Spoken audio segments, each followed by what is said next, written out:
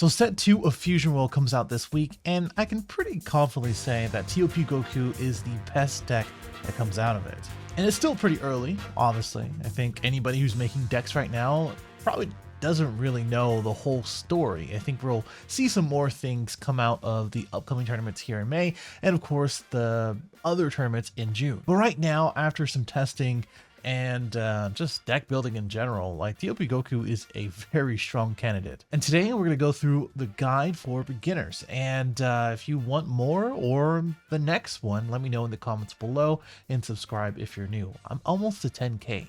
It's kind of crazy. So when it first came out, I think everyone kind of based this, if it was going to be good or not, on the TOP cards, because you know, discarding a card, paying 1 is kind of like whatever if all the 20k targets are also whatever. Plus you awaken at 3 or less. So it's a little bit different from all the other leaders, and you know, you kind of have to work for it. But I can tell you right now, after going through the entire set of red for set 2, which you can check out at the top right here, I do believe I went through the entire thing, which by the way, I'm not going to talk about any of those cards, only the cards that are going to be relevant here. I can say that they're pretty damn good. With this leader, you definitely wanted to awaken as soon as possible and start using your activate main as soon as possible, if that wasn't clear already. The issue here is that he does draw on both sides, and red already provides you a lot of good self-awakeners like Roshi, Hit, etc. And it just makes it really easy to be kind of aggro, and as well as keeping your own pace through the entire game. Now, when we talk about preliminary deck lists, this is the one I've been testing, and things have been changed, like the 2-ofs and 1-ofs are going to be changing every so often, but I think the basis is this. Basically, there's a few different cards that you should really be using as staples for this deck, and those should not change, which we're going to take a look at afterwards. But overall, again, this is the deck list that I've been using, and the points that I want to make is that, 1, it is incredibly fast, right? It is something that plays things every single turn. Things get value out of being played, and as well as it's just kind of non-stop. Like it's really hard to mitigate all of the things that TOP Goku puts out. You do play a lot of these battle cards for free, or for cheap, sorry. Obviously the leader effect is what you want to do with, you know, you want to awaken and pay 1 for 4k that draws you 1 and plays another body, right? Like those are the type of things that you want to do. So it just ends up being cheap. And I think the other part of this is that some of these things you can just pay for 1 or 2 or 3, right? So if you pay 3 for a, let's say a critical Goku, and then pay 1 for a Kefla, that's 3 bodies for 4 costs that all do you something and probably are swinging for 25k or more. So it's pretty interesting to see that they allowed this to happen. Not to mention that we have something like aandroidd 17 that boosts your leader on both turns for whatever reason and has protection.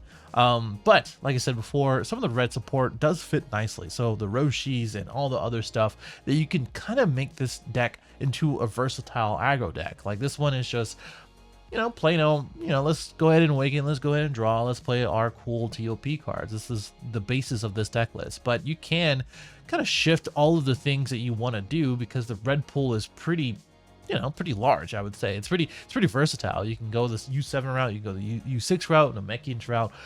Now we have a trio of the dangerous route. We have a bunch of stuff that you can kind of add into this deck and still make it pretty decent. I think the most optimal ones is the ones that have protection for itself, draws a lot of cards, or at least as much as it can, and as well as put as many bodies out, so that way your opponent's gonna be losing you know, quickly. And with green, it's very interesting. A lot of people complain about green in set 1. I didn't really figure it would be that big of an issue, but the issue, or the thing is, now yellow has a pretty favorable matchup against green, and with Frieza, even sometimes Cooler, and of course Genyu, you know, that those decks already had a pretty favorable matchup. And I think for red or TOP Goku in general, it not only adds all of the aggression that green can't handle, but now has some removal in certain things like the Gohan that we're going to take a look at here to remove a lot of the things that yellow puts out. And again, it's versatile. So if we get into a place where we have sideboards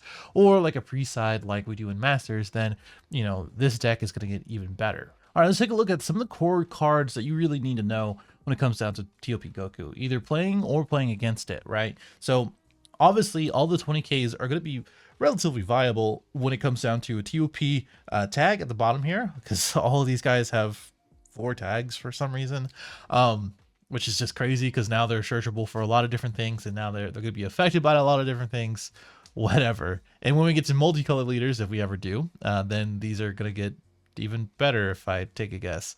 Either way, they're all tournament power. They all 20Ks. Kefla basically is going to be the bread and butter for your deck, where you're going to be paying 1, you're going to be discarding a card, obviously, but then you draw that card, and then you play a 3 cost with TOP in its name afterwards. This also doesn't have like a limit tag where you can only do it once or twice. You can pay 5 to do it twice, right? You can go into Kefla for 1, into the other Kefla that draws you 1, and then end up drawing 2 cards after pitching 1, and then you pay 4, play out Gohan. Now you have 3 25k attacks, the Kefla, and as well as some removal. So it is actually super crazy that we end up getting these combos and just craziness. It's just craziness in general, right? But overall, what you really want to focus on is being efficient with everything that you do with this deck, including the Kefla, including the Gohan and stuff like that. It's interesting too, where on turn 3, you can't just play the Gohan, right? You can play the Gohan, swing, remove something that has 15k or less, and then take a life. And if you end up awakening, then it just becomes a 25k swing during the battle anyway.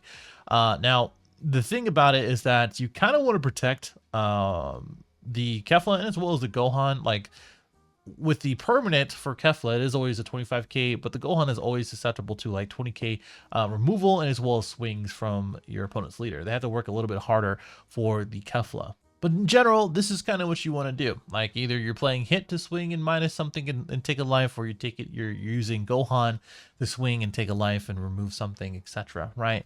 And usually by turn 3 or 4, you're going to be awakening and then be able to do it as well. Now, the other targets that I've been experimenting with and find some value is obviously the 4-cost rebrand, which now is a 1-cost rebrand. So one thing to also know is that the Keflas are all 10Ks, the Gohan is a 5K, but then we get to like all these other cards that have 10K, 0K, and 5K, right? Where the rebrand is always going to be an automatic add because a 1-cost double striker is always going to be good. Plus, you add that on for all the other extra red cards that you have access to and just boost it up and take game when they're at 2 is just really good. And then we have 17, which is not playable by the leader effect, but it is playable by Kefla. And what I found with this card is that you kind of want to get out of your hand as much as possible or as soon as possible, because obviously your leader is going to be boosted. This is on both turns, so your leader with the Universe 7 tag in his special traits can gain 5k. So now your leader is a 25k, just like Broly, so you can swing into Broly pretty easily. All these cards with 25k can also swing into Broly pretty easily. And the permanent effect also gets around a lot of annoying threats where, like, if you're going to be popped in rest mode by yellow, or green 17 and 18 gets popped or pops 3 costs or less, right? So the 17 gets protected, and it gets pretty annoying because now you have a 25k leader and a 25k battle card that can't be popped. Blue gets rounded, so there's always that. We do have this Gohan, which is all the release, not pre-release because there's no more pre-release apparently, but the release event Gohan, where your leader is awakened, it gets 20k power. So during your turn, that is. This was a 40k swing that can swing into a 40k body or their leader, which is just kind of nuts because it's just literally a super combo and another card, or gigantic if you're playing against green, apparently. But this can be played with your leader effect, so in a pinch it is a 40k swing, like I said. And I think as we look at the other cards like Ganos, where it gets that same sort of boost, this is a good replacement because it does have combo power, and at the end of the day it is searchable and a 40k swing. So I've been enjoying it. It's probably more of a flex spot, which you do have quite a lot when it comes down to it. Some of the support that you do get from set 2, and as well as obviously Universe 7 representatives for searchers, and as well as draw, is Basil, where it can search any of the TOP cards 4 or less, except for itself, and then bottom deck the rest, which, you know, when you think about it, is going to be Piccolo here that draws you one, which is just simple. The reason why you play Piccolo over like Master Roshi, it does have the tags of Universe 7, which is searchable by Universe 7, and as well as Basil, which is just crazy. And then we also have pretty much all the ones that we went through right now, right? So we have the Keflas, the Gohans, the other Kefla. Literally everything that we've seen is searchable by Basil, which makes this deck super consistent. So you add the aggro, the consistency, the everything, and you put those all together and you get a really good deck. And the Representative Universe 7 also is good for a number of reasons. One, you pretty much get all the stuff that you want. So like the Piccolo obviously is like whatever, but all of these other cards like 17, Gohan, the other Gohan, and as well as the other number of cards that you can put in, it just makes sense to add in Universe representatives, right? So these two searchers, even if you don't need these searchers or the one cost extra card here, the representatives, you can still use it as a 15k boost because you're gonna have that open energy after using leader effect Kefla into a 3-cost card, right? So you're gonna be able to use these if you don't need those searchers, which is why I really like this card. Then we have the Gokus as far as considerations, and there's a lot of considerations for this deck, and I think, you know, we'll see some variations of this deck. And I think the cards that we just went through are mainly going to be the ones that you're going to be thinking of. I play some of the non, I don't know, I think like experimental cards, like spots, like I said, like the Catapesla, where you can minus something on attacking, on play, and on KO, which basically the reason why I put that in is because obviously it's a Kefla target, and it's a leader effect target, but it is mainly for yellow. So like a lot of yellow has 5Ks, a lot of green has 5Ks, especially the new Bulma. Those are super important to get off the board, so that way you take away the value from them as much as you can, and it's super important. Oh, and I think with the Master Roshi here in the mirror and as well as red, it's going to be pretty important to get those off the board too. So Catapesla kind of takes care of that pretty much every single turn. It gets a little out of hand though with Master Roshi. This is just an example, but by the time that you do remove Master Roshi, it's gonna get the value, so it's whatever. Anyway, so with the considerations of Goku, I don't think you really do play 5-cost Goku. You're gonna be using your energy a lot more efficiently in this deck than any others. You can probably play it in Beerus, you can probably play it in U7 Goku, I suppose, but I just don't think you really want to do this. Plus a lot of the cards that you want to have in hand need to have combo power. Right, that's the thing that I found with my first build with this deck, where the 3-cost Goku is obviously a really good card, right? However, it has 0-cost combo power, and however, you have so many other ways to awaken, and you don't really care about removing a lot of the time. So I just didn't think it was that great. Both of these cards just are a little too slow. Not so much slow, but just not for this deck. I don't think it's for this deck.